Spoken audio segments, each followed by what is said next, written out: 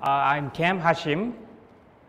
I guess you've heard the promo that MaGIC is doing, and this is part of the a program by MaGIC. Is it anybody here for the first time at MaGIC? Wow, really? Wow.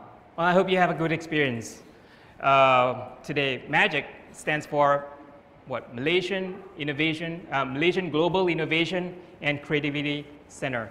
So I've been working with MaGIC, the MaGIC team, Ajay and Vivian, to set this up for you guys. And the primary purpose of this is to have some knowledge sharing information session like this, so I can just have an interaction with you guys. And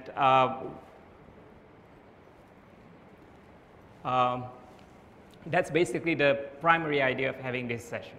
Okay, I have prepared some slides for you just to get things started. I know it's Saturday morning, 10 o'clock in the morning, and I truly, truly appreciate your presence here at MaGIC. Really, I think I'm not really an early morning person, so coming here at 10 o'clock, I think can be a challenge. So anybody outside of Cyberjaya, I really, really appreciate you coming in, and I hope that this is going to be a session where you can perhaps get a little bit of information from Kam and apply it in whatever business that you're currently undertaking. How's that? Okay? So who among us today is actually from,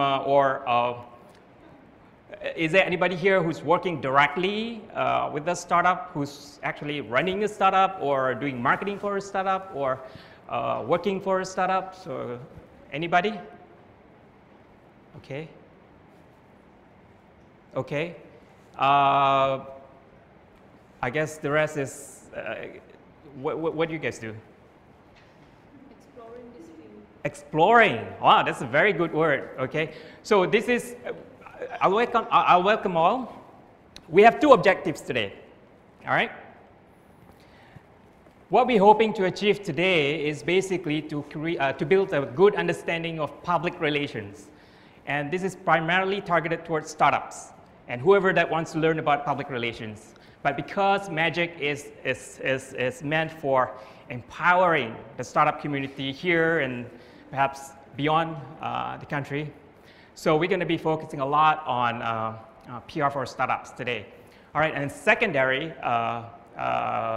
reason is we would like you to have some basic understandings as to, when you leave this room, that you have a good grasp of public relations, and maybe some of the pointers that are being shared here in this room that can be applicable in your company, business, or maybe future business.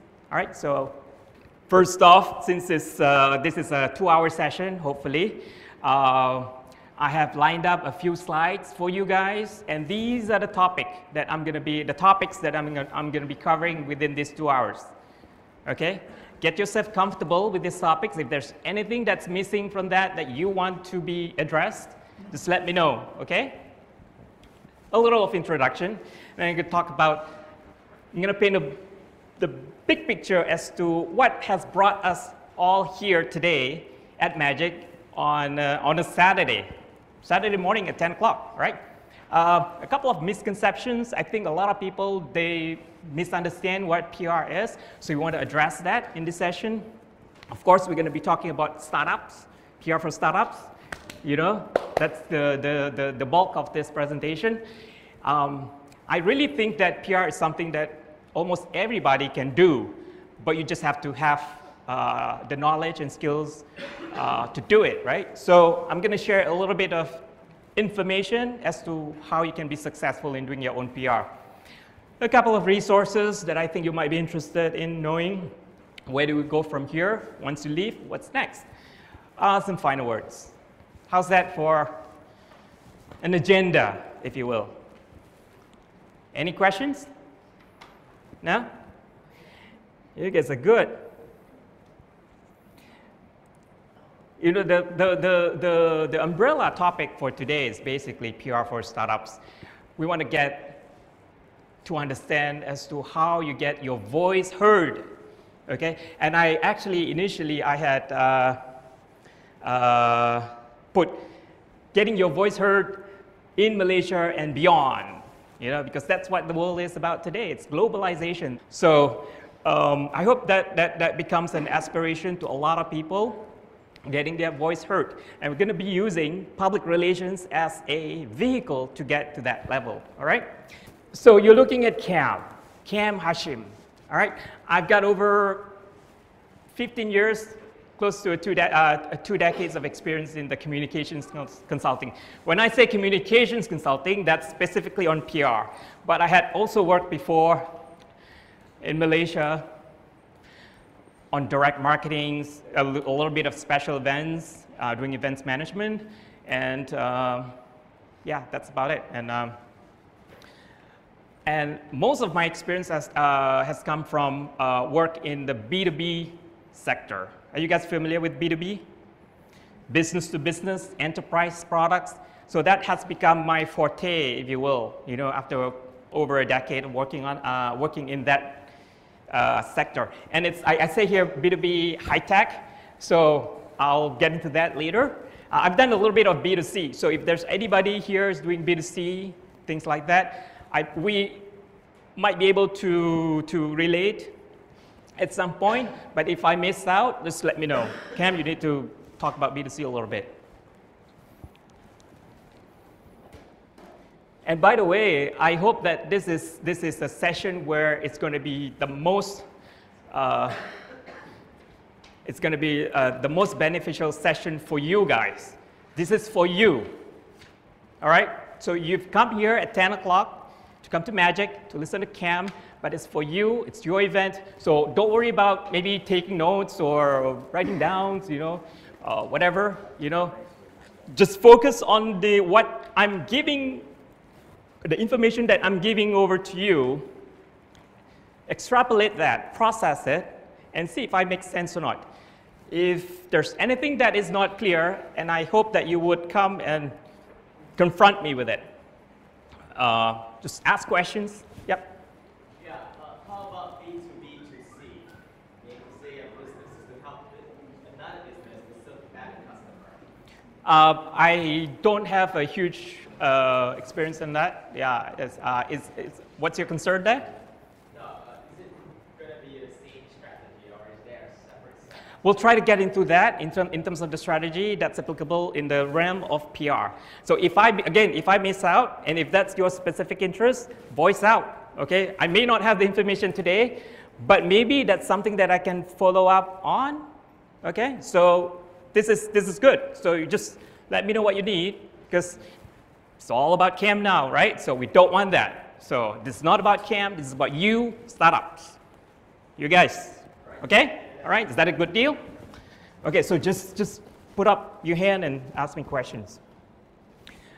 Do not hesitate at all. It's 10 o'clock, so I know it's going to be tough for you. This is where I started my career, Boston. It's a lovely city, it's a great city. Anybody from Boston here? Anybody has been to Boston? There you go, a couple. What do you think? Good city? Yeah, It's nice. Cold? Yeah. January, so there you go. You know, sometimes the food is taller than Kam. So I started my career in public relations in Boston back in long time ago. So you go back to the previous slide, 15 years, 16 years, whatever. So I started my career in public relations in 1996 in Boston. And I have to tell you that I've been very, very blessed to have started my career in PR in Boston. The reason is because Boston is one of the hottest PR bets in the world. There were a lot of things, you know, concerning communications, PR, advertising, things like that. You know, it's a big business in Boston. So I've been extremely blessed to have a career that started in that kind of environment. And I had great mentors. I had great colleagues. So I couldn't ask for more. So I was practicing PR in the consulting environment for about 14 years. in Boston. Sorry, I just have to walk here to attend to the slide. So what happens now is that I've started Hashim Communications. I'm an independent consultant in the PR business. Sometime in 2012, I decided to get into this business because I saw a lot of opportunities. Hence, you can see today, a lot of interest in the PR for startups session like this.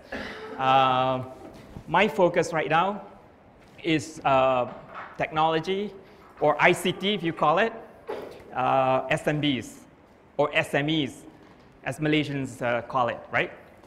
So this is, by the way, one of my favorite buildings in the world. So I just have to show it. So now I'm here, right here. So I've taken a lot of pictures. So if you're my Facebook friends or something, you probably get bored with Twin Towers. But that's my favorite building. So that's a little bit information about Kam, so you can see where I'm coming from. Okay? Now let's paint a big picture as to what has brought us here today. At least that's what I anticipate. Okay? 10 o'clock, Saturday, January. I have a lot of things to do. But why MaGIC? On a personal basis, right, it's an aspiration. I just have to convey this to you that I want to play an active role in supporting Malaysia as it moves towards becoming one of the hottest startup hubs in the world. I think that can happen. What do you think? Yeah? Yeah? Do you think that's going to happen? I hope so. But anyway, but this is what this session is all about. Because we believe, and we want to believe, we want it to happen. Because I think a lot of things are happening in the country as far as startups is concerned. But Malaysia, we've got a challenge. I started to seriously look into the startup industry about over 3 years ago. I dig and dig and dig and see what's happening in the startup ecosystem, as many like to call it. There were a lot of things going on. One of the things that I discovered, because I've been so interested in technology, right? At one of the weddings in my neighbors, I was sitting to a neighbor who happened to invent some, I think, spinning top. Gasing, what is it? Yeah, the polymer kind. It took off. It took off, and it's the business expanded, but it's actually part of a project at a university or something like that. And I came back from that conversation like, look, I have a neighbor who is an inventor, a Malaysian inventor. Does anybody know about this? Was one of my questions that I came out of that. So does anybody know? Does anybody out there beyond the shores of Malaysia know about us? So we've got a challenge of visibility.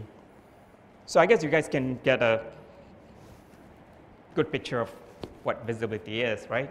What we're talking about, right? So you're doing something good, but nobody knows about it. So, okay, the umbrella here is PR for startups.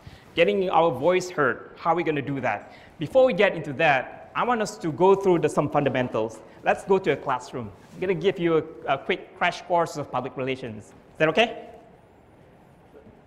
So you have to take notes, memorize. There'll be a quiz, right afterwards. All right?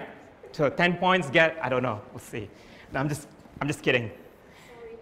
No problem. Welcome, guys. Have a seat. It's good to have you guys here. So what is public relations? Now, in preparing for this presentation, I was looking around as to, I've been doing it for so many times. For so many years, PR.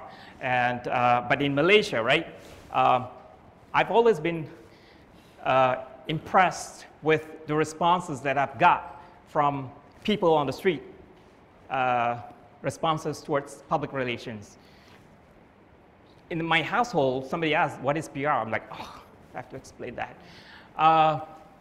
So not a lot of people know, but a lot of people have a lot of opinions on public relations. So we're going to find that out. Let's have some conversation. What do you guys think PR is? Anybody wants to share? You're not going to let me talk about 2 hours, are you?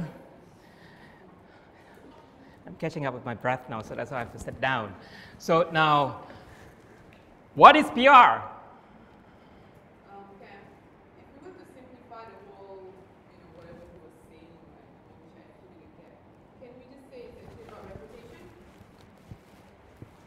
One second, I'm looking for a microphone. Sorry, pause. Hold that thought, don't move, not a bit. Thank you. Okay, information sharing. So if we were to simplify whatever he's saying, right, and also in my opinion, can PR be something, let's say, it's a reputation? It's your company's reputation? Can it be? That's a very, very tough question for Kam to answer because I'm not the authority in public relations. But I think you can, I think it makes sense. I think it resonates with a lot of people. Does it? Do you want to try? Do you want to share? I think to add on to that, it's protecting the brand. So, I mean, protecting the brand. Okay. So you'll see stories in the media if somebody gets bad, as you say, PR. The point of the person who manages their image is to, you know, kind of bring it back into a positive light, or, you know, I mean, that's what they're doing, protecting their image. So great! Wow. Okay. Thank you for elaborating that point. Anybody else? And I would go to the back, just make you accessible to this beautiful microphone that needs attention. So anybody in the back that want to share their thoughts on PR? What is PR? There's no right or wrong. I just want to hear your thoughts. Anybody? Sir, would you like to share something? No. No? Okay. Anybody else? Public relations? Oops, I'm sorry. I apologize. I'll try to give it a go. Yes, absolutely, and thank you for trying. Is it the careful planning of the kind of relationship you would want with your different stakeholders? I think that resonates well with the PR that I know. So that's Good. my understanding of what PR is. Yep. Do you work in PR or do you have any? No, I don't. Great. So what this illustrates is basically public relations is a subject that it resonates with a lot of people. Again, I'm going to repeat my point here that, you know, some people really have no idea. Oh, GRO, huh? GRO, oh, so yeah, the GRO. That's not it, okay? I have to be very firm on that, okay? But if you're talking about customer relations, that's probably it, a component of it, all right? And then a lot of other people as well with different interpretations or however they understanding based on what they have been exposed to in their life, in the schools or whatever. I was just talking to someone who studied business, I think, business studies or something like that, a student, or just graduated. And I asked him, so do you know did you study communications in school? And he said like he studied business communications. So that's sort of like a bridge to understanding public relations. Public relations is part of communications, so it's a big part of communications. And communications is the overarching idea, okay? So that's why I'm focusing a lot on communications, yeah? Anybody else wants to share? You guys? Yes, absolutely. Thanks for showing up your hand.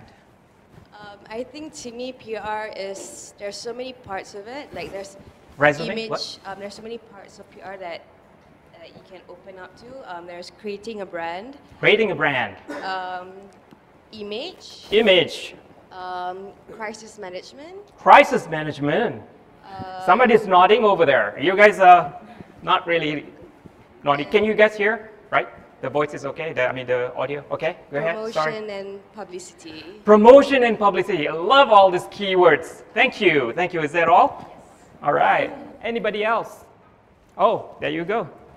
I think it's a makeup, like makeup for a company, like of a company. When shit happens, you need a PR to cover up everything.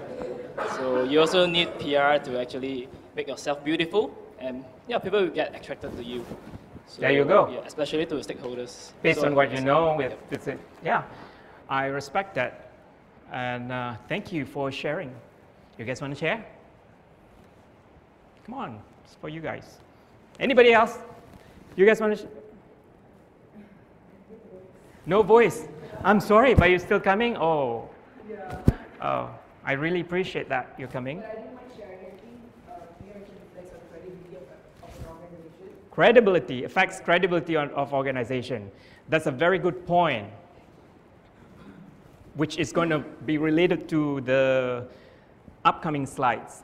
All right?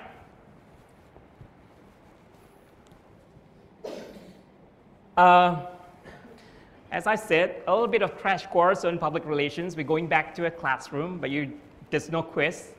I want to focus on this. Public Relations Society of America says public relations is a strategic communication process that builds mutually beneficial relationships, somebody has touched upon that point, between organizations and their publics.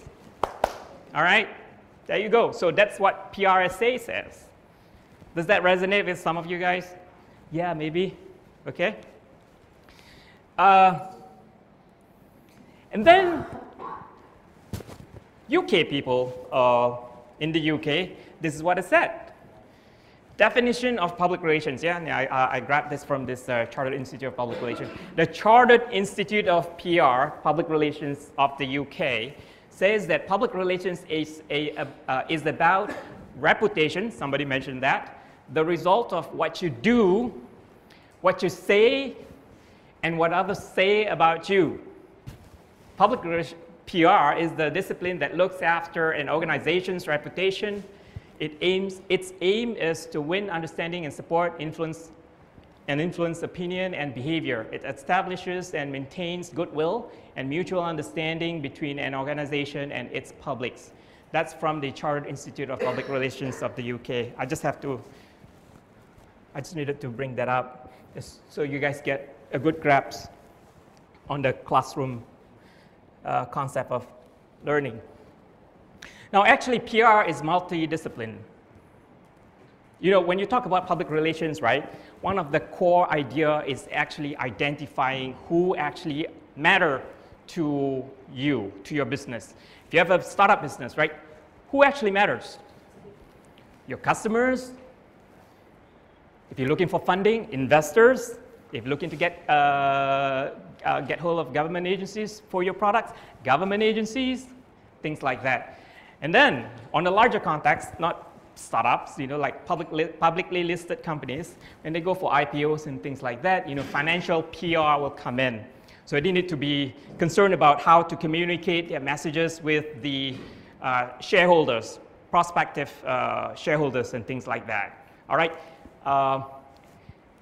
Do you guys understand when I say analyst relations? No clue? All right. This is something that is not really or advancedly or massively practiced within the context of Malaysia. I'll tell you. Analyst relations, I'm talking here about Gartner. Have you heard of Gartner? So market research analyst firms like IDC, Frost & Sullivan, Frost.com, IDC.com, Gartner.com. So these are the market research people that do research on the industry of the business, and then they publish reports, and then they get quoted in media and stuff like that. So at the enterprise level, so if you sell to enterprises, so prospective buyers will come to this analyst and say like, okay, I want to buy document management software. What's good out there? Tell me. What vendors do you recommend? Top 10, things like that. And what companies, what products, and stuff like that. So that's the information that they provide to the industry, this market research analyst. Now, in the US, where I came from, it's a very, very important service of public relations to a lot of companies, even though if you do B2C. Okay, because when you want to write a white paper or something like that, and you want to like get into market reports, so then you search the internet, you know what analyst says and things like that. You can quote it, cite it in your reports, things like that. So this information resonate a lot with these analyst firms. So that's a big thing in PR, analyst relations. Although it's not mainly for startups. I mean, it is for startups, but more B2B, but not widely practiced here in Malaysia. And I'm trying to accelerate that with the work that I have. In this classroom, I also need to show this to you. There are 4 steps of PR processes. When we have a situation to deal with in PR, in your mind, you have to analyze, process the situation. What's going on? All right. Extrapolate the information, turn it into usable data. And then you proceed to make a plan. At the plan stage is when you are very, very specific with your objectives. You have this activity you want to do, that activity you want to do. You have to be very specific. You want to accomplish this, you want to accomplish that. These are the objectives. And then, of course, you implement it, execute it. Once you're done, you evaluate it. Did it go well? Did it go so badly that I need to review it? And then you start all over again. Simple, just 4-step process. I told you, a lot of people have different opinions on public relations. Misconceptions is also a big thing in public relations. I've been in the industry for so many years that yeah. No, I'm not a GRO, you know? Things like that. One of the most popular misconceptions is PR, advertising, the same thing. No. That's a wrong conception. Now, a lot of people think that, oh, yeah, you do that. Can you get me this advertising in this newspaper? This is for my work, you know, like sometimes. No, it's 2 different things. I was just telling the lady about communications as the overarching, and then there's PR, and there's advertising. They're brothers, siblings, under the umbrella of communications. So you have to know that. It's different, okay? Let me give you an example. I don't know if you need this, but I'm just going to throw it out to you as an example. In advertising, you see, you flip through a magazine, you see like an ad, a vacation in Hawaii, full page. They say like, you know, you get I don't know, 3 nights or whatever, you know. Advertising, this place is great, from a travel agency. That's advertising. Now, if you want an advertising, you work with copywriters, the production people to produce what exactly you want to say in the advertisement, how much text you want to have, where you want to have it, on the front page of the newspaper, top right, whatever, when you flip through, you know, the newspaper. So you can determine, you can tell people like, I want this advertisement to appear next Wednesday, and then the week after, and then the week after, and I'll pay you this lump sum. Deal? So it's a control environment. So you have the control of what goes in the advertisements. Where it's PR, no. It doesn't work that way. So if you work in PR, if you want PR, for example, right? So you work with the editorial team, editors, writers, journalists. So these are the people that we work with. So if you're thinking about public relations, start thinking about the journalists, start thinking about the reporters that you want to reach out for your own product or your marketing. So don't approach the marketing or advertising people for the purpose of public relations. And we deal with editorial. So these are the things that we do when we approach a journalist. We tell them, like, we just don't tell them, like, hey, I'm Kam Hashim, I have a great product, please write about my product. No, that's not the way. What you would do is basically you approach a journalist with the substance of your business, of your product. The process takes influencing, convincing, interest the person you're speaking with about your product. You've got to do that. Sometimes it's hard work, hard sell, but you've got to do that. Once the person becomes interested, oh yeah, I'll look at it. Oh, like this. Then they'll ask questions. So these are the process that usually is taking place in terms of pitching the media. So you work with them, say like, so like I said, I have to repeat this. Don't go to a journalist saying like, here, write about my product. Not sure, maybe you get a slap or something, but don't do that. All right. So the process takes convincing, influencing, interest them in your product. There's no other way.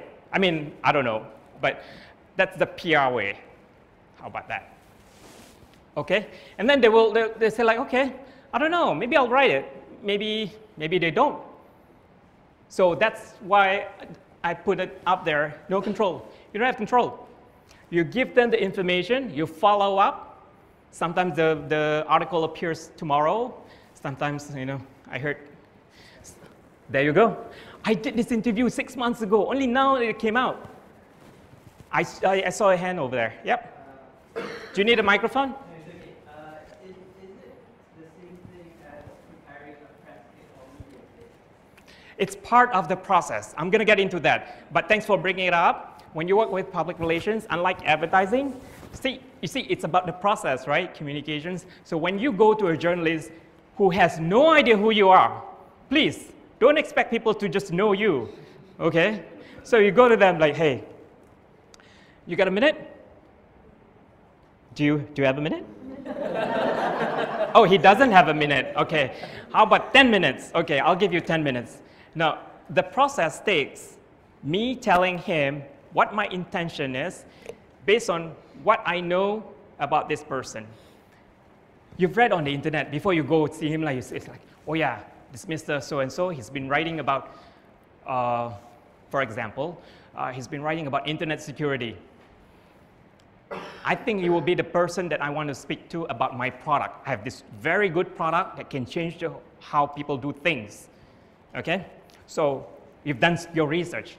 That means you've done your research. You go talk to him like, okay, I heard you wrote, I saw your article, I read it. I think you might be interested in the information that I'm about to give you.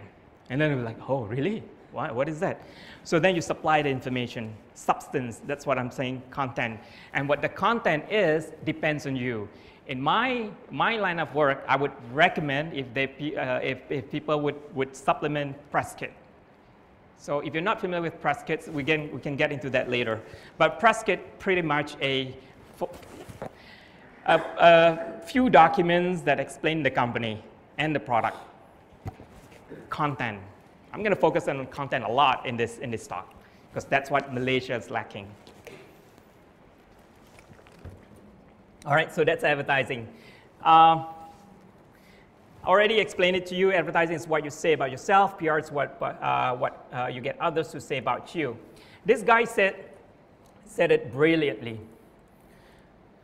I didn't realize I had the animation on, but take a moment and savor that. Marty is from America. He's an American author and speaker who writes on the topics of brand, design, innovation, creativity. If you Google him, you'll see a diagram, picture of the heads, but I extrapolated the text just for the purpose of this presentation, but I still cite him. This is his work. I think it's great. Trust me, he's a great author. That's how people. But do you see the connotation, the dynamics here? You see? You got it, right? Good. So you don't go out and say like, I'm the best software developer in the world. You don't do that. That's advertising. I mean, you can do that. I mean, you could do it if you want to advertise yourself. All right. A couple of reactions today have been related to media. So I guess there are a lot of interest here, like press, PR. Let's see how we can get in this magazines. Let's see how Kam can tell us, how to get the press. And it's a very, very natural responses that I've been getting. Almost very natural, that like whenever I pitch for my business, right, it's like, okay, press coverage. So sometimes, like, how many articles, we're gonna get, come on, Kam, tell me, to get out of my services. And then I've come across somebody, get me on TechCrunch. You laugh. I got that. I have gone through quite a bit, actually. So when you think about PR, media, you say that it's on the same, it's all about that? No, it's not. Sorry. I'm so sorry to break it to you that PR is not all about getting media coverage, all right? Now let's get into the real world today. Many of you are startups, and I hope those who are not startups who are trying to learn about PR will get a basic understanding, yeah, about public relations. Because this session, I noticed that the diversity of the demographics of us today, so I cannot be very in tune towards one specific area. Then it will be boring to other people. But I do hope that you can voice out, put up your hand, say like, Kam, I need you to address this aspect. Can we do that? Okay.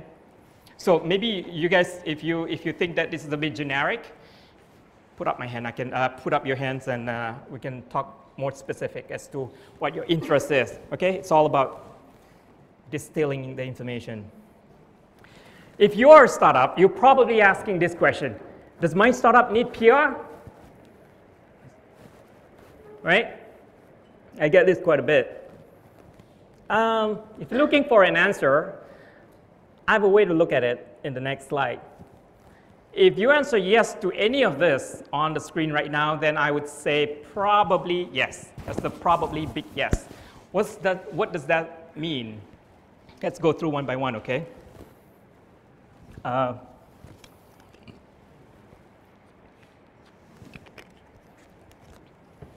Excuse me.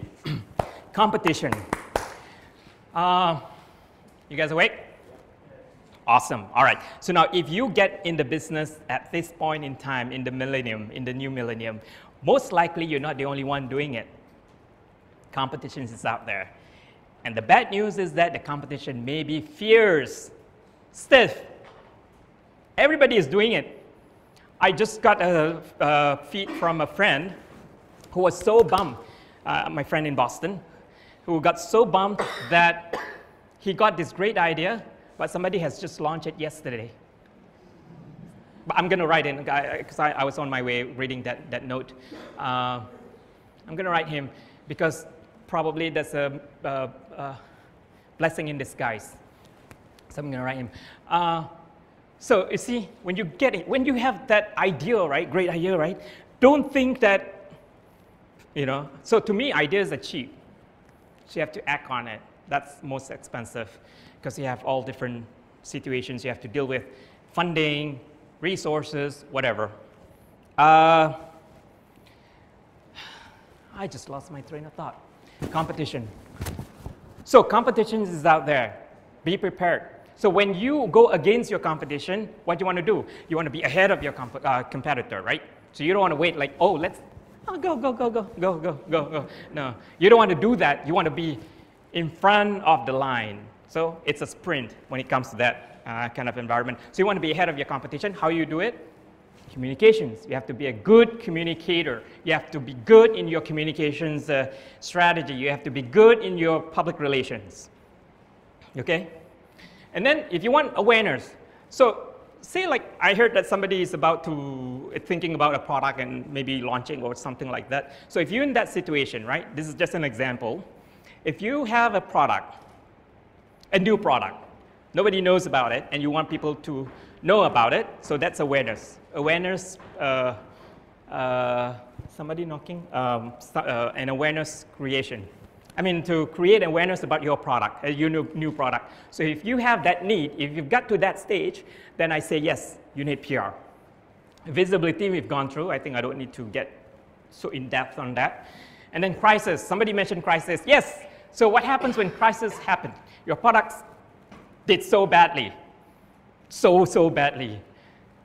Big bugs. The worst is probably you missed it. It went out. You know, the bugs was discovered by a third party. That is so image, I don't know, it's so bad, right? So how do you rectify that? Then you have to have a good communications plan. So again, see, the question was does my startup need PR? Then if you're in that situation, you better have a good communications plan, a strategy is what I want to call it. And then if you worry about your reputation, I hope you do, your reputation, then yes, don't confuse this with the level of PR, okay? Oh yeah, I'm a startup, I cannot do what Petronas does. I cannot do an ad and whatever, all this, spend like a gazillion dollars, ringgits and stuff. Don't get into that thinking yet. Think of the needs first. Take that first leap of thinking. Then you can just, oh yeah, I need this, I don't need this in terms of PR. So you can scale it down based on what you can afford in terms of resources, in terms of the assets that you have, in terms of what you want to achieve. So you probably have to scale down, take a step-by-step approach. All right, so if you have any of these are the key things that I picked up. I don't know, anybody else have any thoughts to share? No? Moving on. You see, what I'm trying to make you understand that PR is wide. It's not about press coverage. It's not getting in tech, in a specific media, things like that. You have to think it as something that because it's all about communications. So it's something that you do, something that your business would require.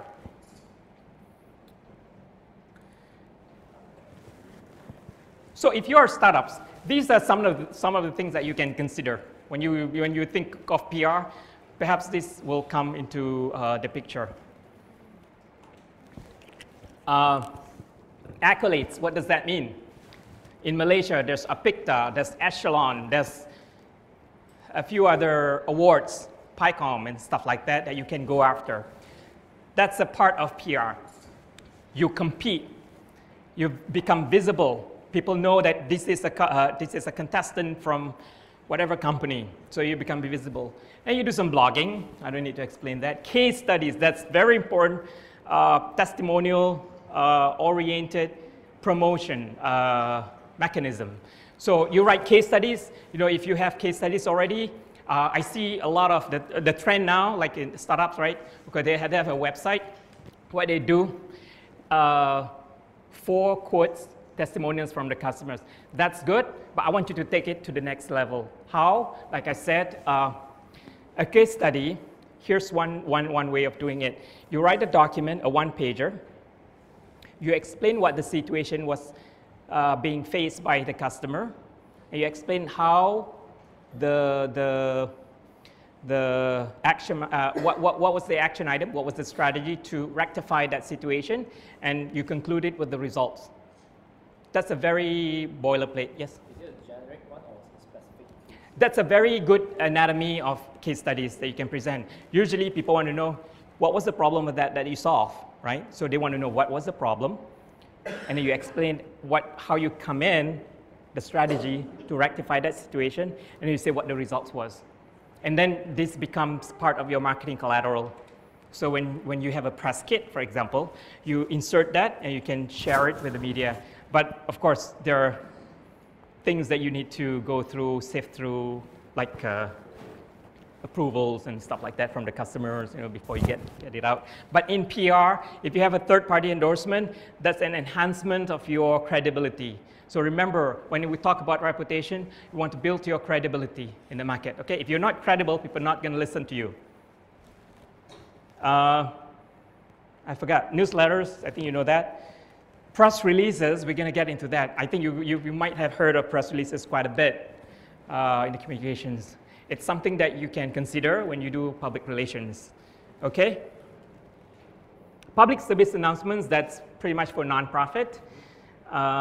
Product reviews, if you create an app, if somebody reviewed your apps, and if there's an endorsement of that review of that app, it's a great approach to PR. So it's again, like the Marty guy says, like he's a great lover. So if a reviewer says like this is a good product, so it's a third-party approach of endorsement, that's going to work out pretty well. Social media, I don't have to explain this to you guys. Everybody is on Twitter, Facebook, whatever, Instagram. Social media, you need to engage. Engage, the word is engage. Don't like sit there like, woo, all the feed come in, I'll just sit there, automated. No, no, no, no. You have to give time. You have to explain yourself. You have to make yourself relevant, okay, in the spectrum of social media. Let people know you. People like, oh, okay, I don't buy this. At least they say it, right? Oh, yeah, I'll buy this. You know, I want to know more. So you have to engage in the social media. Speakers bureaus, it's a bit tough here in Malaysia, but my experience has been, you know, usually for B2B, right? They have conferences, trade shows, big trade shows for enterprises, stuff like that. Find opportunities to get a platform for you to speak. If you go up on stage, you become an authority voice. People will listen to you in the subject matter that you are good at. So if you are, say for example, if you are B2B or even B2C doing like e-commerce, for example, I'm just giving this as an example, okay, something that you might be able to achieve. And you speak of the topic that your business is related to. A forward-looking statement or anything. So people will say, oh, he knows what he's talking about. You know, he becomes the voice of the industry. That's what we're trying to do today. Okay? So if you have that opportunity to speak, train yourself, become a good speaker. Deliver yourself in front of the people, what you believe in, what you think that e-commerce or whatever. So that why should people think about this industry, the topic that related to your business? Special events is something what PR people do. So if you get into, again, I think events management is a huge thing in Malaysia. Everything is event, almost. So I don't have to get in too detailed with that. Visuals is another way to communicate. Storytelling nowadays has become very short and like, you know, just put one Instagram, like, woo, like the likes are flowing in, you know, like something that's something that resonates with their audiences. So use visuals, infographics is a very, very good way to explain your points. Videos, I don't have to explain that to you. Web communications, including SEOs, I would really, this is my hope, that a lot of Malaysian startup companies that would focus on their websites. That's one of the things that I discovered that really motivated me to do what I do today. In my line of business, I try to tell people like, look, I think your website needs improvement. I don't care about the colors blue or whatever. You know, I need content. Tell me content, and I'll tell you why. If there's no content, people cannot pass judgment. I mean, like, not that we're expecting bad things, right? If there's no information about your company, how are people gonna, what company is this? What is this?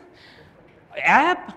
Oh, I have a lot of apps in my phones, you know, like, so how do you get people understand what you do if you don't have content? I'm a bit concerned about this because, like, you know, the trend now, right? Websites like one pager, scroll woo from top, you know, about us, one-liner, products, here video, and then testimonial if you have as testimonials. But there's no like, who are the people behind this great invention? There's no, you cannot make that connection. Huh? I have that. You have what?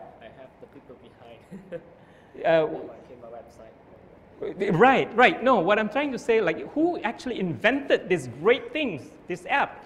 When you're in the business, right, you're trying to change how people work and whatever, you see? But you have to explain, like, the founder or the CEO, a lot of you guys are going to be founders if you're starting up. So my advice to you, be the front and center of your business. Don't fall behind the curtain. I mean, like, please, I think it brings, I mean, it's your choice. The reason why I emphasize on this is because You know Zuckerberg? Does anybody know that guy? Everybody knows how he started at Harvard, right? Yeah. So you make that connection. You put a face, a product. Would it be great if you have a startup that has that kind of dynamics? So that will enhance your credibility, your authority, your voice. It's all about getting your voice here, guys. So we want to go beyond. We want to go global here. So you cannot just like, oh no, go. I'll stay behind. You just go. Let the ball rolling. I'll just go sit here in the lab and keep coding away and all the stuff. No. So that's my passion in the business, because I think that a lot of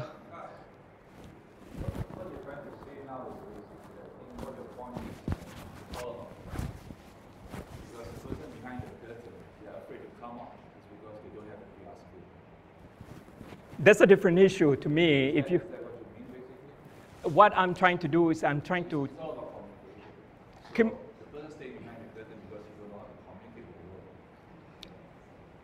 If it works for that person in that kind of environment, so be it. I mean, the way that you have to think. Try to have more content. Try to have more content, yes. Stories. People. That is PR, right? Yes. So I think it's all about learning PR. I'm tackling this from a different perspective. I'll explain to you. If you could, yeah. I mean, in conclusion, you means like personal branding. Personal branding, I guess. Can you elaborate that? Personal branding is the word here, okay? Yeah, it's like how you build yourself, how you present yourself, how you position yourself as a founder or everything. I think that would be a perfect. I would hope that would be a concentration. Someone is like reputed, you should start a business. Oh, this business run by this guy, Again, if you look at the PRSA definition, it's about reputation. If you buy into that idea, and then you start thinking about who's the CEO of this company, who's the founder of this company. It doesn't matter if the person is a technology-based person, or a technical person, or a marketing person. It doesn't matter. Because I like to promote, again, this is my doing, that in order to help build the credibility of the business, you associate the names of the founders who actually invented, spent a lot of time, who have been very, very, very, very, I don't know how many, very passionate about the product. That's all. Yes. Is the mic on? Because I'm almost losing my voice. Is it? Hello? I don't know. Did I lose it? Oh my God. Oh, okay. Here? It doesn't look like a... So I've been shouting all this time? Oh my.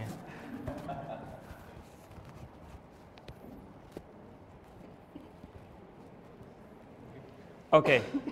I guess we have to continue. All right. So far we're talking about setting the product notice, the branding, and the features. Yes. But sometimes it's just not enough, because I work as a venture capital, and sometimes it's not the product that matters, but it's the market. Like, is there any customer, does customer like the products?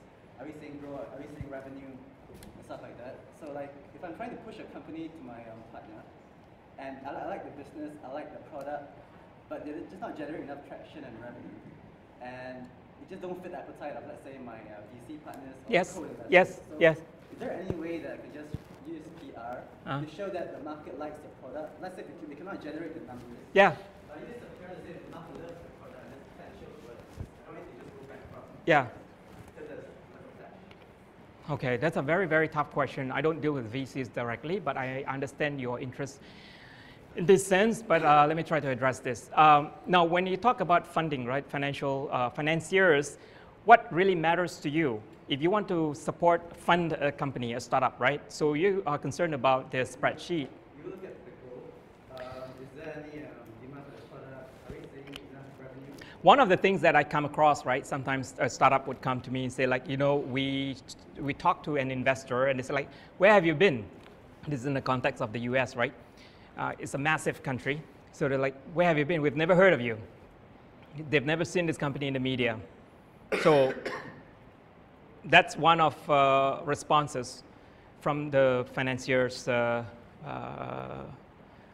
involving startups. You know, they've never heard of this company, so they kind of like take a step back to analyze how is this going to be a synergy for my company. But to address your concern, if there's no revenue, if the business is not generating revenues, how else that you?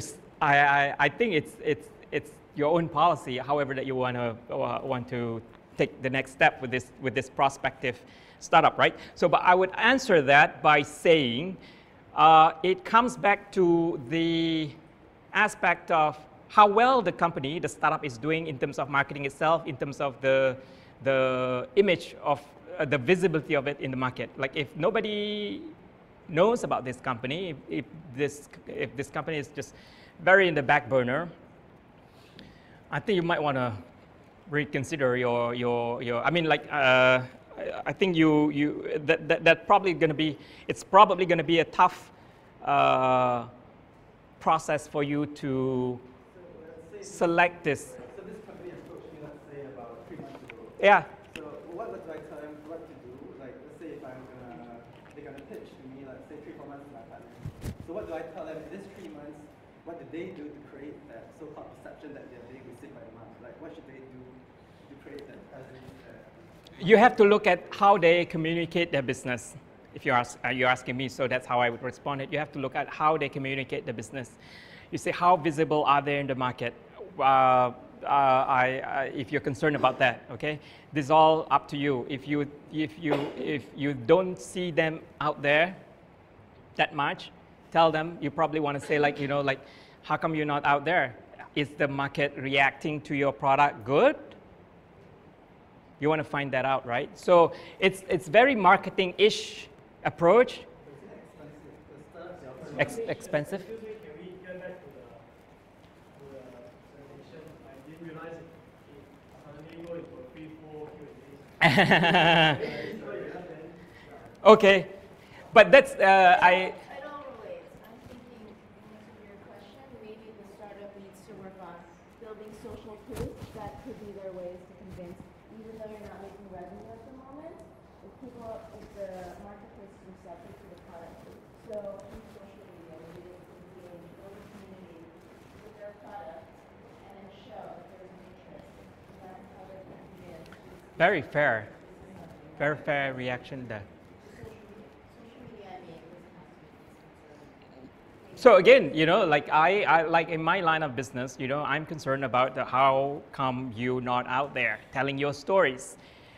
When you have a business, right? So you want people to buy into your business, and you have to make yourself relevant in the market that you're serving. You know, your customers. Why are you putting out this app when nobody needs it?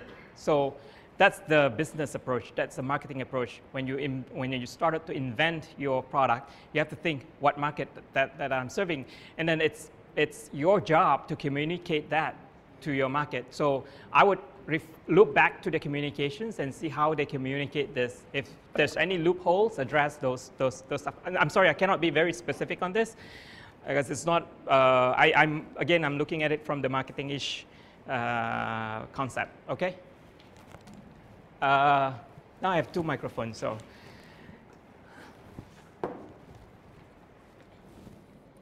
All right. Do you guys need a break? Take 5. 5. Are we all set? Freshen up? I don't think so. Are we? Yes. Oh, wow, I like the energy. Now, I want to take a moment. Really, I really appreciate you guys coming here today to listen to this presentation. And remember, this is all about you. And remember, this is all about you to help your business venture, your startups, hopefully. If you're not having that startups, then if you're in the financing sector, something to pick, something that you can learn that is going to be useful for your future portfolio companies. All right? So stay with me for another half hour or so. Beautiful slide up on the screen right now. PR for startups, I need to emphasize on 4 things. This is based on my observation of doing PR in the country. And these are the areas that I think if you could focus on, you'll be okay. Because, okay, what's a startup, right? Budget tak ada lah. No marketing person lah. I'm like jack of all trades, you know, like I do. I'm the CEO, I'm the founder, I'm the CTO, I'm whatever else. So you're running like a chicken with no heads and stuff like that. So what that means is that I'm trying to accommodate the thoughts of that startups actually, you most likely lack in resources. But if you focus on this, it's not really much. I'm going to try to guide you through each point. Hopefully you can have a good understanding what these mean, okay? Positioning. It is the most important thing that you have to think about before you go out the door. This is how I have been trained for so many years in Boston. Know what your positioning is. What are the core messages that you want to get out of your company when you communicate with people? Get that. I'm not saying put it in there because it's already in there. But what you need to do is basically put that in the paper. Start typing it up. Once you have that, you work on the wordings.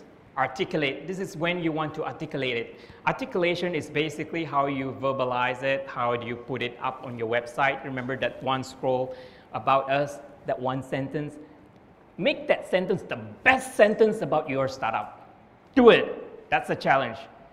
All right? Nobody else has this business. You do. Nobody else is passionate as you are. Say it. So that will that kind of thinking will transpire into your positioning, the articulation of your positioning. You have to be very, very clear about what you want people to think about your business. Elevator pitch. I guess everybody knows elevator pitch. One sentence, you pitch an investor, for example, you come up, they have 4 minutes to pitch. That kind of situation that you put in. But it's a process where you polish up. You do in the background, in your office or your startup. You do all the stuff, and then you start developing a good pitch. In my line of business as well, you see, what I like to do, right? I like to act as a reporter. Well, it's just me. I like whenever I meet startups, right? I like to say, so what do you do? You know, and then the person's like, oh yeah, I'm doing this and doing that. You know, a lot of reactions. But generally, I would say that I've come across answers that are not really polished, and that really tells me that that elevator pitch is not really done. You know, I don't know if that's the words that they want to use. They just throw it out in front of me, and I'll just take it in, and I'll say like, I think you need to do something with your positioning. On occasion, I come across a company, like I say, like, what is, and then I ask them, what is your company? I've got reactions such as, oh, it's my company. Now, as a startup, this is your challenge as well. You should take that opportunity to explain to people like me or to people that you meet, prospective investors, in a networking session. If you go to a networking session, you meet someone, right? Hi, I'm Kam, right? I'm Kam. I'm doing a great thing to change how people think, how people do, I don't know, social networking or something like that. You be firm, you be very clear in articulating what you do and what you want that second person to understand and think about you. Do that. I think it takes a practice, so don't underestimate, like when you meet someone, you never know It may not be happening here a lot in Malaysia, but you know, sometimes you sit in a Starbucks in Boston or something, you might happen to sit next to a journalist. You never know. And you just strike a conversation with the journalist saying like, you know, I do these great things. I think you should know about it. And then they'll be like, oh yeah, really, I want to know about it. So I treat it very seriously when it comes to the hello effect. That's what I learned. And I think it's a good practice as well for you guys startups. All right. Focus on content. All right. So I told you that I'm going to be focusing on content. I really want to emphasize this again. Without information, content is data. Content is information. Content is reports. Content is biography of the CEO. Content is so many things. You get the idea. If there's no information about you, how do you expect people to know about you or to think about you? Huh? What? What's that? You know, I don't know. You know, I've never heard of it. Oh yeah, there's an app, right? In situations like, I think I've come across someone who said that, you know, they meet a prospective investor or something like that, and then the investor was saying like, oh yeah, you are like that company, right? In whatever country. So they made that kind of association. It's why, I guess, you know, me listening to that story, I said like, you know, maybe you don't explain clear enough of what you do, how your business is different. And then you share the content. Have a website, have content on your website. I'm going to get into that later, but as I said, write white papers if you're B2B, you know, or some sort of like content-centric communication. And you share it. Here, see, we've got these proof points that you can use, and media loves this.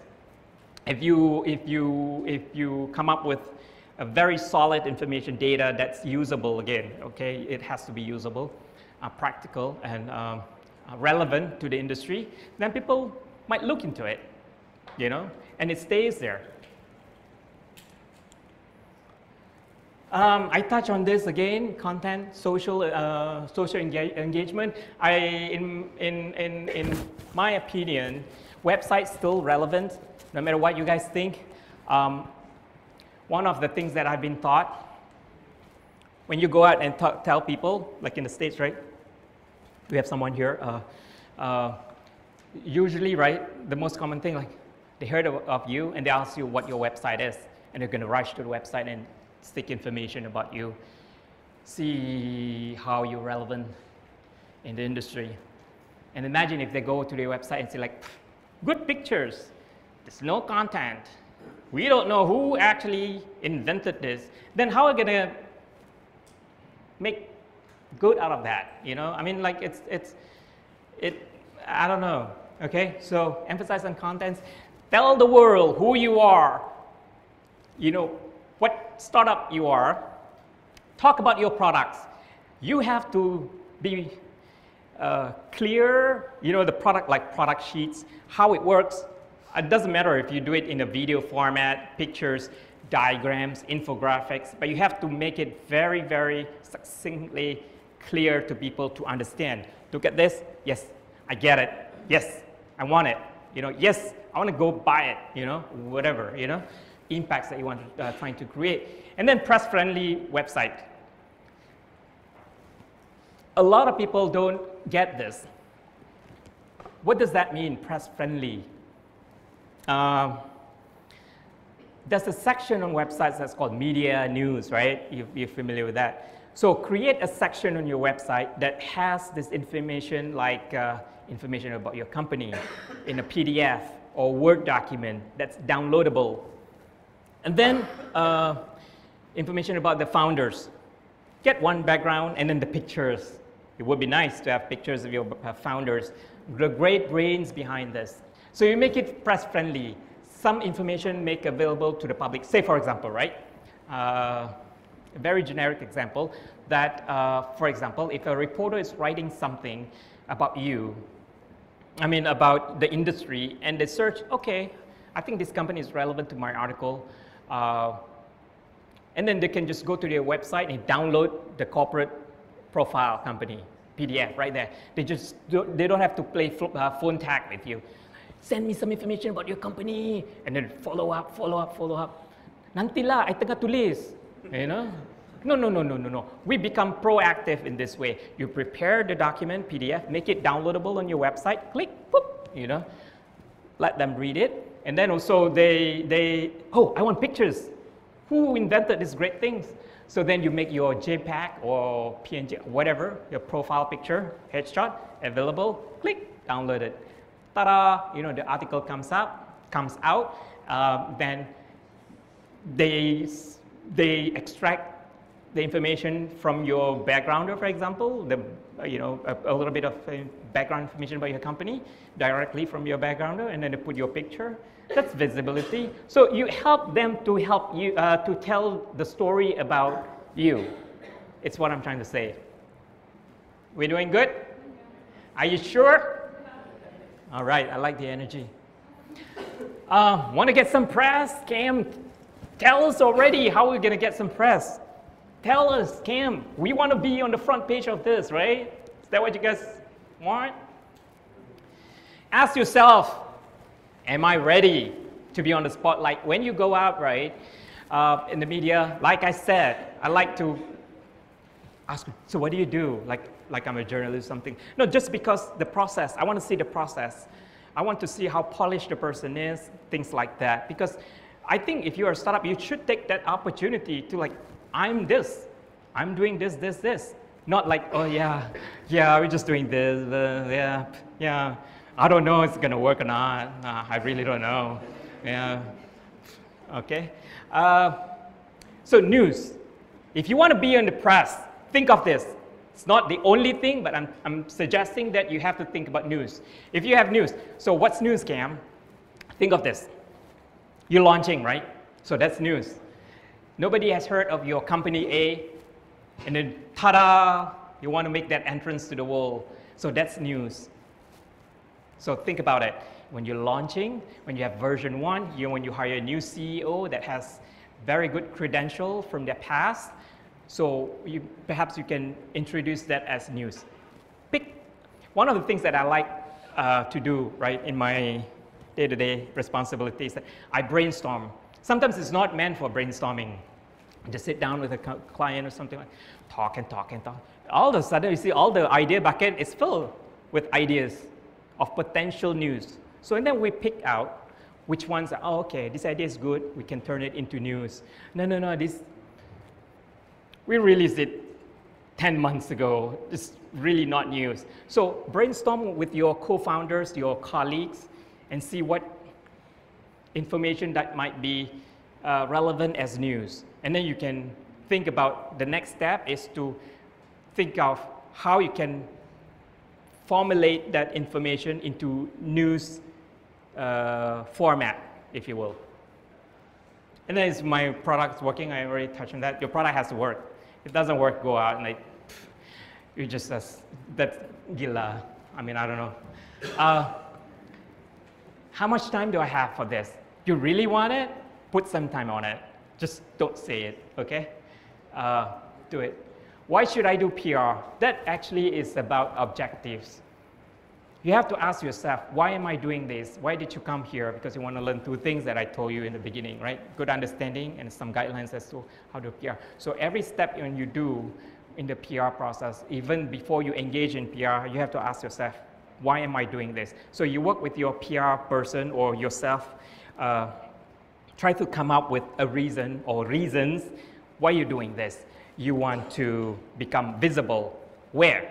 You want to become visible in the Klang Valley, or you want to become visible in the context of Malaysia, if you want to become visible in the context of Southeast Asia, or if you want to become visible in the context of the world.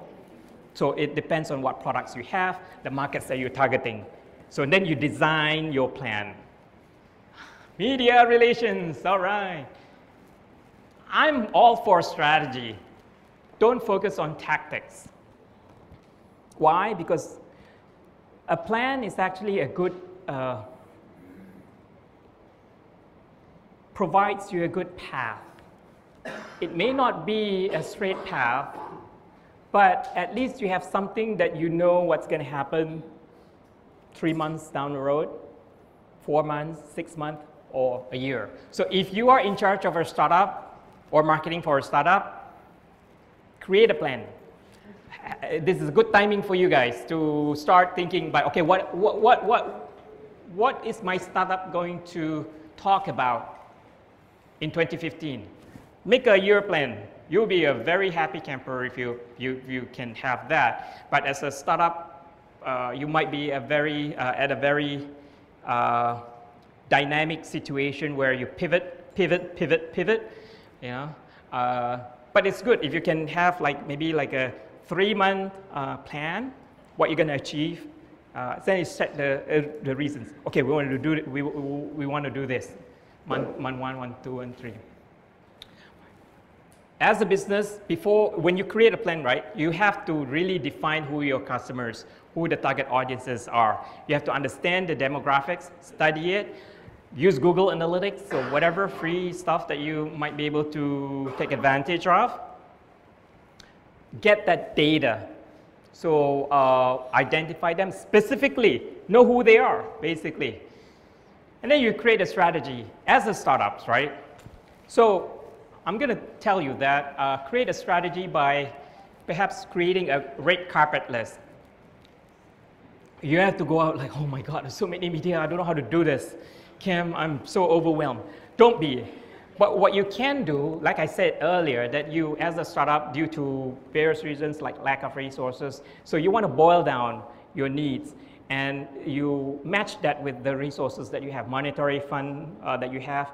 How much money can I do this? Do I have create a press conference at Shangri-La or MaGIC or whatever, you know? So you have to start thinking about this, right? So focus on a few. Say for example, if you're a startup doing e-commerce, pick media that is relevant to your industry, that talks about the business, what's e-commerce, whatever, whether it's enterprise or BDC, whatever, focus on that. And then the startup, if you're concerned about getting your profile as a profile company, and then you can think about maybe getting some magazines to talk about your startup venture, you know, telling your story from the inception up to where you were at the moment. So it's a corporate story that talks about your big picture in the market. So create just maybe 5 media, identify them. When you know the media, right? So when you say this media 1, right? So you know who the journalist is. Dig in. Nowadays, you know, you can use the internet to find out who actually writes about the business that you're in, if it's e-commerce and things like that. Again, I touch on the milestones. If you have new product releases, if you raise over $200 million, I think that will shake a little bit. You know, that has some that will create some reactions. I think people want to know how well you're doing when you raise money. It's a validation. You got a funding from VC. You got a funding from whoever. If you are allowed to share that information, you can turn it into news and share it with the media. If you're doing enterprise business, if you acquired some big marquee customers, and it would be great if you can share that information to them. Look, we just signed up this huge conglomerate, and look at us, we're just a startup. So it's a validation of your business, go-to-market strategy, and whatnot. If you hire the CMOs and CEOs, that can be a milestone that you might want to think about sharing. When I say sharing, right, it doesn't mean that it's always on the media. It's about having a blog. You can share that information on a blog. It's about having a Facebook page where you can share that information, bits of information on your Facebook page. Why? Because we want to update people. Look, this company is kicking. It's doing something great. As opposed to you heard of it 2 years ago and you just don't know what's it, you know, it's just like no information is available for the company. You heard of it 2 years ago, don't know, the website is outdated, no Facebook page, 600 likes, So when you do media relations, you have to be proactive. You want to be, again, ahead of your competition, right? So you have to stay awake. If you have something that is relevant to the industry, I think the information that you want to put out might be, I mean, yeah, so think about what kind of information that you can share, you know, to show that, you know, you are the leader of the industry, if you are. So it's about that thinking, and you have to support it with proof points, right? So the proof points are actually all this stuff that I've just said. Become a thought leader. Like I said, you know, if you have an authority to speak on your industry, that's a good credibility building momentum. A lot of companies, right, with no PR knowledge or very lack of PR knowledge, they'll say like, okay, we got published. Oh, we got published. Come on, look, whoa, we got published in this whatever magazine. That's it. The next day, like, Facebook, like, the number of likes are reduced and things like that. That's it. As opposed to this is what I just told you about earlier, that those are not M&Ms, by the way. Okay? I mean, you do more in this context because then you can get the word out, you reach more people. That's the basic principle of the strategy. Basically, you have to diversify. Like I said, if you're in the e-commerce, find people relevant to the e-commerce. If you want to talk about your company profile, maybe some magazines out there might be relevant. Focus on that. So the stories of your company becomes variety. Okay? So we create a variation of story. And this has to be consistent, yeah? You just do it, lump it in like 1 month, and then just forget about it. No. You just do it, you plan it. That's why I said like a strategy is very important. You plan what you want to achieve in 3 months, 6 months, or a year. So this is something that I heard a lot in America, which I want to express here. What's in America, right? I just want to share this. I hope you guys don't mind. It's a very, very competitive environment. Can you agree with that? You know, in terms of the media? You see, like, you know, America is a very massive place, and if you're in California, the journalists in Boston, how are you going to connect with them, you know? Like, how do you get heard, you know?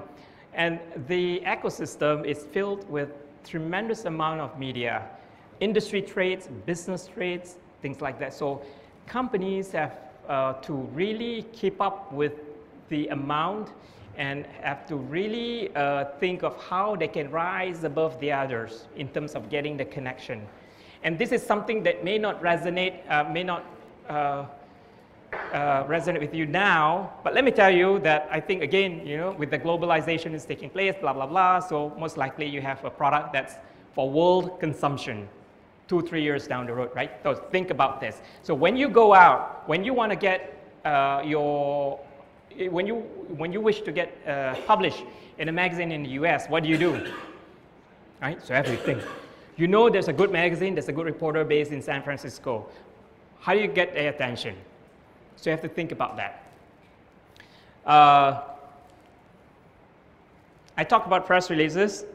How are we doing with time? Okay, now press releases, I just want to show this to you. A lot of people are asking me, have been wondering, actually, what is a press release? So what is a press release? It's actually a media statement where you can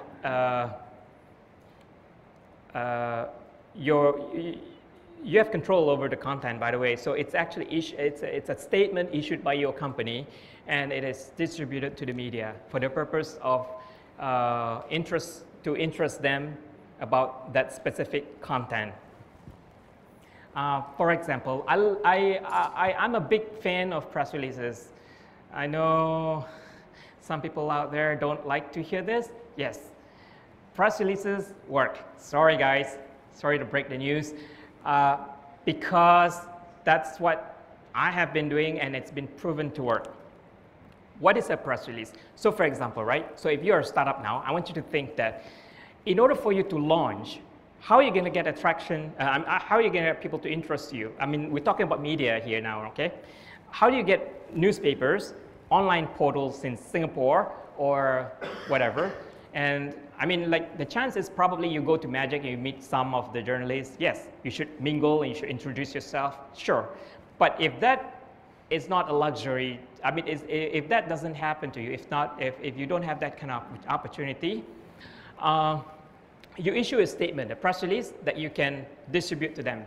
Send them, here's my statement, here's what we're trying to do in the news context, okay? So you write a press release like this. There's a headline, what is it? And it has to be news, by the way. So it's not like, oh yeah, my company is a great company. No, it doesn't work that way, all right? So, and then you support it with a sub-headline. Sub-headline is optional. You don't have to do it if you don't want to.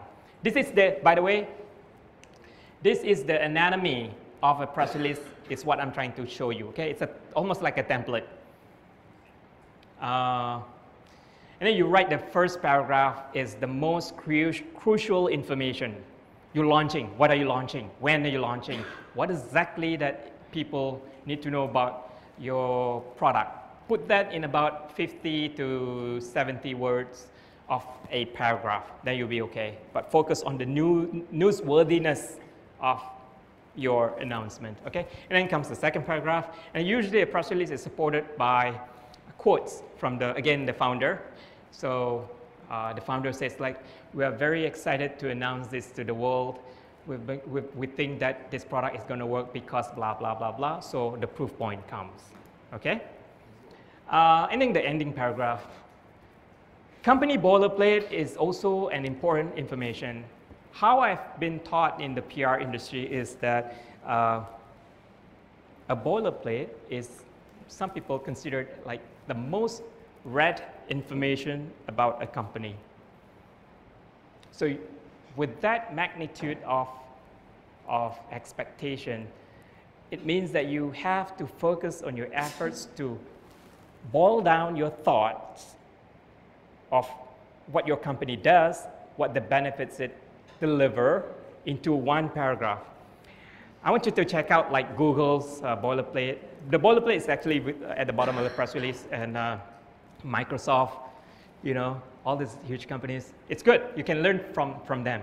All these big companies, right? So they're very established. Sometimes you see, not all the time, big companies, it's just one-liner. They can get their message across with just one line. But perhaps you need more than that. So you have to really think through to explain what your company does, what the benefits, the value proposition of the company, and make it in one paragraph. And then the contact info. Don't forget. Don't have to like, great news, but who to contact for more follow-ups? Okay? It's written in inverted pyramid style. This is very journalism-centric. So you have to think of the big ideas. You have to deliver the big ideas first at the top, and then boils it down like that towards the bottom. That's just a style. I told you I'm going to be sharing some thoughts on how to be successful. I cannot stress enough on the importance of having a strategy, a good strategy. It's very important. I think you have to think about 3-month plan. I usually encourage people to think about 3 months. Okay, the 3 months is like maybe 2 big messages we're going to put out. What are the messages within 3 months that we're going to put out and share with the people, like on our blogs or on our websites? And most importantly, if you want to create some publicity, then what information that you can share with the journalists within 3 months? And then you can work with that. Again, you know, you sit down and have an idea bucket, you know. This is a bucket, you know. Put all ideas, everybody chip in ideas. And then at the end of the day, look, okay, this is good, whatever. And you just filter that in and see what might work best for you as messages that you can put out. Content is king. I've touched on this. Storytelling requires information. Again, if there's no information, there's nobody. I mean, it's going to be very, very tough for people to understand what you do and what you want people to think of you. So don't be shy to say things, share your thoughts on, I don't know, C++, do people do that? Ruby and Rails, whatever, do all the stuff. My point is like, if you are technical, if this product has great technicality of it, a great invention, you don't have to tell people your IP. Of course, you want to protect that. But share information, whether it's technical, the industry level, so different levels of information that you can think of to populate your website with content, or you share this content with the journalists.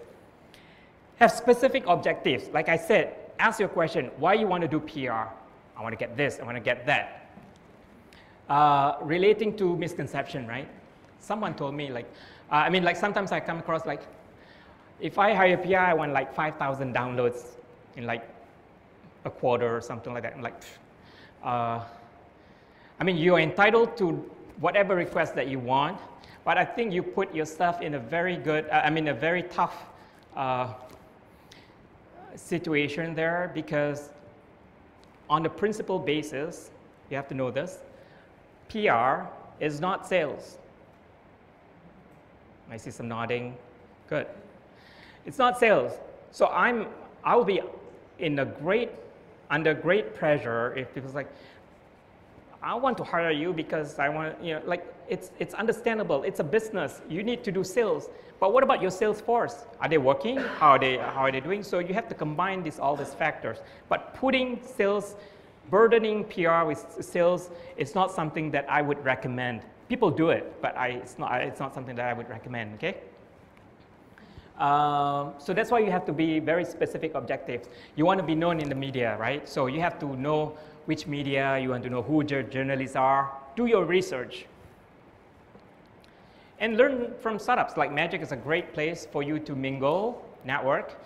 There's some great programs here, which I think that you can take advantage of, and that's what MaGIC is all about here, guys. So on that level, I think you can have an opportunity to share. Sharing is caring, right? So use that opportunity. And then mentor and mentee. Like I said, I've been in the industry. I met with great mentors. Now, sometimes the clients, they're not officially my mentors, but I learned great things from them. So don't be shy. I think look out for people that want to be part of your success story. So you're a startup. You don't know a lot, especially like someone just told me they quit a job and to start a company. Tough situation, right? You have to think about how to survive. You have to think about making the product a reality, develop a product. So many things that you have to think of, as a startups. So perhaps some external assistance in the context of advising you or sharing what they know would be helpful, don't you think? Right? So whether you need like a business mentor, I think a lot like accelerator programs and all the stuff I hear around in Malaysia. So take advantage of that. Expose yourself, find that information where to get it, and be part of that system so you can meet good people who have good knowledge that you can make use of for your business. That kind of build that relationship with people. That's a PR aspect of business. And don't forget, you need these two, guys. Don't be too excited. Like I said, you need time. You really need to know what you get into, all right? So in this context of PR, right, even though it's become part of your startup system, you do need to invest time. You need to provide the thoughts. If you work with a PR person or something like that, share your thoughts. Like I said, if you know the ins and if you are the inventor of this product, you must know the ins and outs of the product. So get that information, to whoever is trying to communicate that, your PR or your marketing or whatever, or yourself, and turn that into a very nice package information so that people like us, laymen, can understand, oh, okay, Tell me, when I got a job at a high-tech PR agency in Boston, I was like, what? PR high-tech? What is that? I know tech, but high-tech. So it's very advanced technologies like B2B sector, enterprises, stuff like that. But I gave myself in. Again, the good people were around me. I tried to learn as much. And, but it takes time, these things, okay? You have to be patient. I said like 3 months, but that's just like one example. If you want to build a reputation, think of the overarching goal here, right? So we want to have a good reputation. At the end of the day, when you go out, oh, you're that company that's doing these great things, right? Yeah. Oh, you know what? I want to invest 10 millions in your company. Bomb. Wouldn't that be great? But then again, it doesn't happen. I mean, it may happen to some people, but I think you have to build up that momentum. You have to be patient about it. Communication skills. Oh, I'm so scared of public speaking. I don't know even how to talk. I've met entrepreneurs like just admitting that they're not good at communications. And that is something that I think that needs a lot of, however, you want to practice, you want to do it, but attitude is everything. It boils down to attitude. You know, if you want PR, but you're late for 2 hours, you just forget that you have a meeting on PR, that says a lot, okay? But it has happened. Another thing, someone asked me this question and I want to share it with you.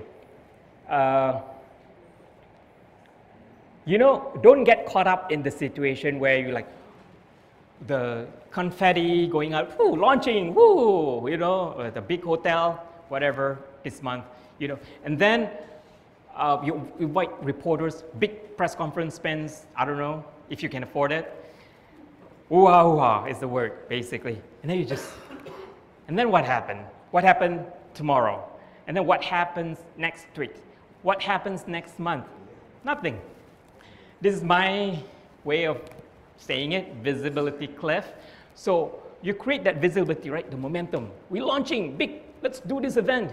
You know, let's invite all these reporters. So your visibility, by that I mean like maybe the articles that you get out of that press conference, maybe 5, 10, whatever. You do it, and then within that month, right? Oh, tak boleh tidur, whoa. You know, like, oh, wow, everybody's talking about your company. And you become very, very excited about that, and then you forget there's nothing is going to be happening next month or the month after or 3 months down the road. This reflects the strategy point that I was trying to bring up, guys. So you have to think long term. Always think like, what are the points that I want to get across? 6 months. 6 months is okay because you're a startup, so you probably don't have a lot of milestones in a year time frame. But if you do, think of it maybe in the range of like 3 month period. Come up with something. So please avoid that. Something to think about. All right.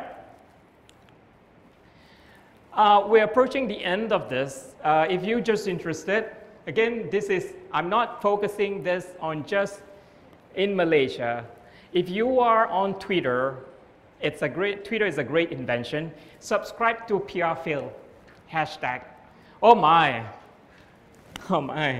It's, I mean, not subscribe. I mean, like, you can search on that, you can learn. This is, you can use that tool to learn about what works and what doesn't work with certain journalists. So journalists, what they've been doing, right, worldwide, they've used this hashtag to express whatever disappointment, whatever PR fail. So, you know, different things.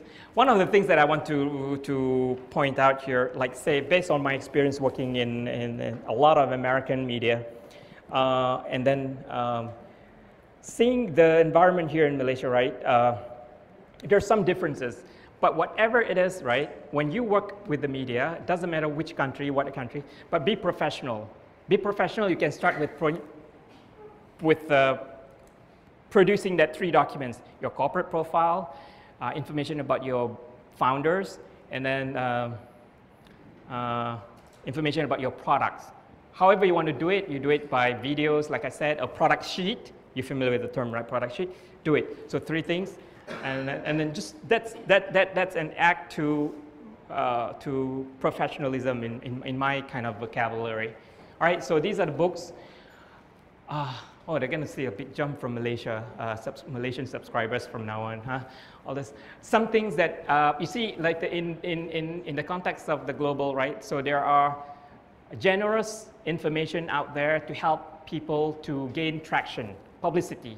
So the media here also in Malaysia, but I'm not very aware of in the context of like online sharing. But in the context of global, if you're interested at all, again, if you're thinking of going global, I think you should. Then subscribe to like Harrow, IT Database. These are the books that I've read, and I think I would want to recommend that because again, it focuses on the top, which is the positioning. Don't just go excited. We're launching. Let's go get media. No. You have to really understand before I step out of the door what exactly that I want to say to the media. Your positioning statement. Practice lah with your mom. Kat rumah, all the stuff. We are a company doing this great thing to benefit people like this. One sentence. Your elevator pitch. Get that punch. If you have time to read, subscribe to various media. They have RSS line and all this stuff. I don't have to explain that to you. And then follow journalists on Facebook and Twitter. So these are the things that I think that might be a good source to you. Does anybody have any question?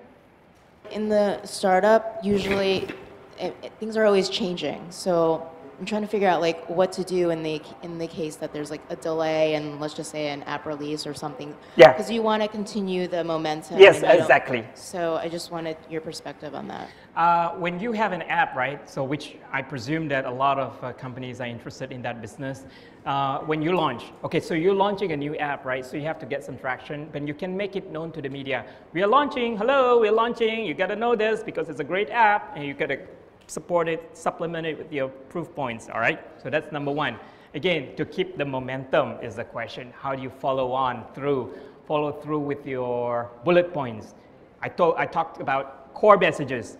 You don't want to reach the cliff, whoop, So what you do, it doesn't have to be an app. So once you launch, think of what's the surrounding, the business environment, what's been happening.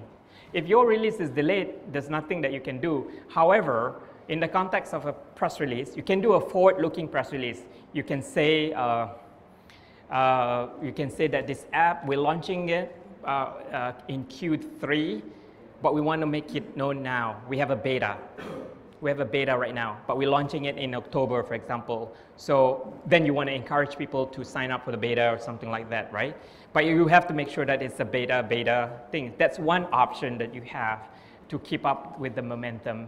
But then think about your business environment. If there's any new partnerships that come on board, something that you can give a shout out to the world, like, look, we launched in January, and then in March, we're going to tell you that somebody caught the attention of our CEO, and we've decided to partner with them. It's a great company. It's a great partner. So you can keep up through that kind of approach as well. Share these milestones, not necessarily product milestones, but business milestones. Questions? Somebody? Hang on one second, just. So in the evaluation stage of the PR cycle, yes, what would be the most effective ways of measuring the success of our PR plan? What is the most effective ways to measure? Yeah, especially for startups with our limited resources. Okay, it's a very tough question. Again, you see, like a lot of people have been asking me, what are the KPIs, Cam? Okay, so you're asking about KPIs. There are different ways that you measure in terms of, okay, when you work with the media, what you get is articles, right? So you have to really read it, not one time, I don't know, a few times. Analyze it from the context of the tone. Is this a positive thing? Is it neutral? Does the journalist take side on my product or whatever? Okay, analyze it from the tone.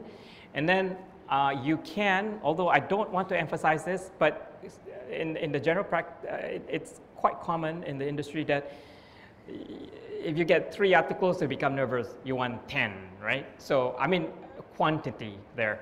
But the emphasis is not on the quantity. The emphasis is when you reach the target. For example, when you set a plan, right? In your plan, you want to reach 5 media. I had the NMMs, 10 M&Ms just now. Okay, 10 M&Ms media. Not everything will follow through. Basically, you know, the reality is that something might just not be happening for you, so you don't get 10. But if you get like a big percentage of your target, maybe if it's 60% of your target, I think that will be satisfying enough. I want to share with you, I think it goes back to, this question is very, very important. Kam has been talking about PR. I don't know if it's worth it or not, even though it doesn't cost as much as, I mean, I don't know. Here's the thing though. It goes back to why are you doing it? I keep telling you, the guys, you keep asking yourself, why are you doing it? Remember the objectives? So every programs, PR programs that you're going to be embarking on, think about the objectives. You're doing a press release. What is the strategy about this press release? You have to be very, very specific. Who you're distributing your press releases to? What is the pitch? All this, a lot of things that you have to think through. And then your evaluation will come in, like say, did we reach this person? Did we not reach this person? This person's like, they're interested, but they're going to write it next month or something like that. So you have to individualize your analysis. It's not, I mean, it's not, I know it's not the best answer to you guys. I don't have the best answer to that question, by the way, because it varies.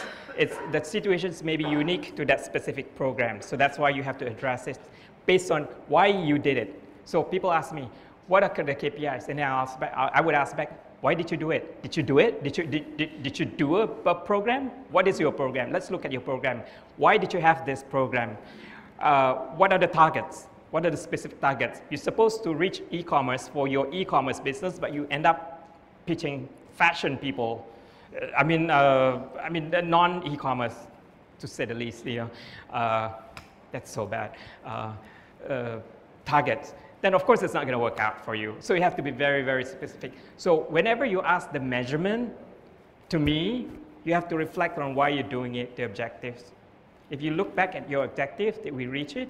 I think that can be a good, it can give you a good look back. If you look back as to why you're doing this, I think you could get a glimpse of what things work, what things don't work. Like I said, if you want 10, maybe you get 5. So then you can analyze, is this good?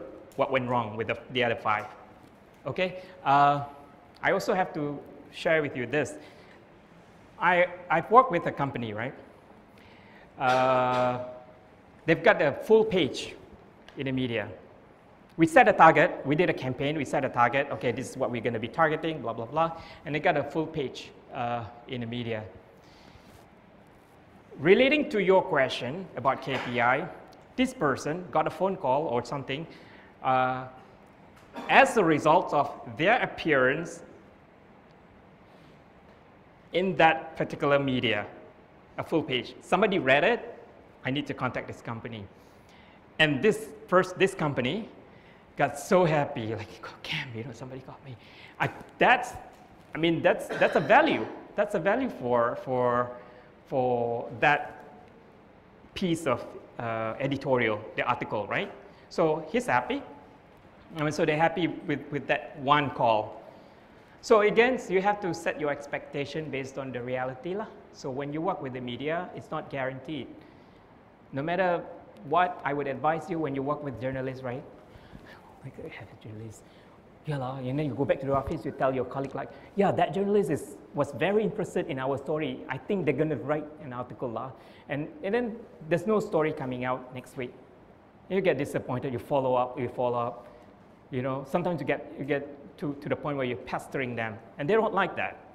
You see, you don't have, so that's the thing about the work that I do, right? It's media relations is very important. You have to understand who the journalists are, how they work, things like that. One of the things, I'm just sharing this, you know, sharing session anyway. When I started my career in PR in Boston, one of the things back then, it was a lot of paper-based process, sneakers, net, and all the stuff. So a bit of on the conventional side. One of the things that we had to do was we had to learn about the media. Individual journalists, I was trained to do that. So there were directories, books like that thick, not one, multiple books. We have to go through, say, okay, this organization does this. So we have to learn about the circulation number, we have to learn who the managing editor was, whatever, blah, blah, blah. And then who the journalist is, what areas do they write, you know, the cover, blah, blah, blah. So you really have to research, do your own research to identify who exactly the journalists that might be of interest to your business, that might be interested in your product, in your services. So spend some time. Just don't like, oh yeah, I know this, you know, like, yeah. You know, just, I don't know what's the word of it, but do your own research before you start contacting. Okay? Next question? Yeah. Hang on 1 second.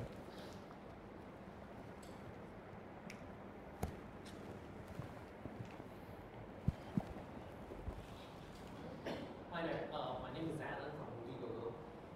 Ken, by the way, awesome stuff there. Thank you.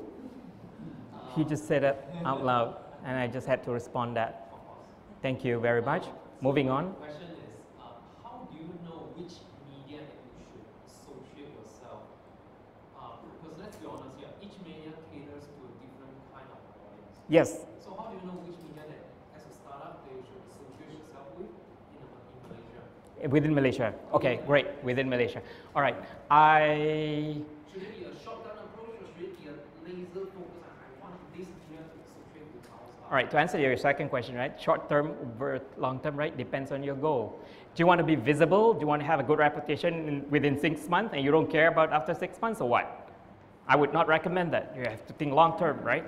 So it has to be consistent and continuous basis. Build a relationship, because as long as your business is, as far as the way I look at it, right? So if you have a business that is, if you're concerned about having a good reputation, then you have to work on your media relations. Now the first question, hang on, I just lost. In the context of Malaysia, he's asking within the context of Malaysia, how do you go about identifying what media is relevant to you? Good question. Here's my response to that. What you need to do, you have to understand which industry category you belong to, your startup, okay? Again, I use e-commerce. Somebody mentioned e-commerce in the beginning, so I'm kind of stuck with that. Let's talk about, you want to do taxi booking? No, that's too common. Give me some ideas of industry. Okay, I got multiple, so I don't know. What is it? Entertainment. All right, that's a huge category. Okay, so you're doing something in entertainment category. So what you understand that you belong to that category. So then you ask yourself what you want, the message in terms of PR, right? You just want to be known as a startup doing great things, or you want people to look deeper into your product of entertainment, of an entertainment category? I would recommend the second. Do both. You can do both. So the first one, again, it reflects to the storytelling, the variation. If you target a few, you can identify media that can appreciate your story about a startup. Okay, media. I don't want to be specific, but your corporate story. That's one area, and this doesn't take you to stay It's going to be a story about your company, yeah? Your journey startup, and you're doing this. You so happen to be in the entertainment industry, and you think that this is going to take off. Things like that. This is what I call personally on the corporate story angle.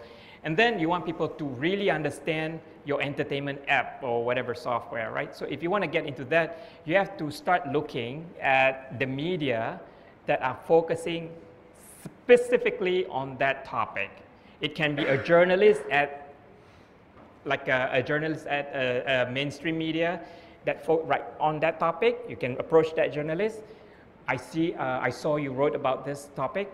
I have something relevant of this topic. Would you be interested to know about it? That's one area. And then the other thing is that you can look up for, say for example, travel. I'm not, okay, travel. So if you're in the travel business, right? So there's like travel portals, online portals that you can approach and start telling your stories. These are very industry specific. The industry specific can get momentum built within your industry, and it's a good approach. As opposed to the corporate story, that's going to give you a good reputation on the overarching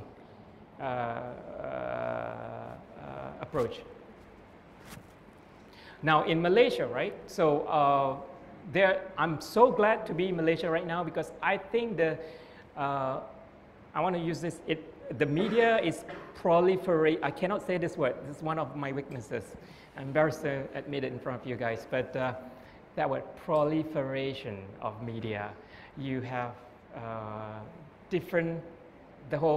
almost the whole gamut now here that you can find, and the numbers keep adding, which is a good sign. Then companies like you can go and start telling your stories, and to get the third party to tell your stories like that, you don't get the media. I think it's a good thing. I hope that helps.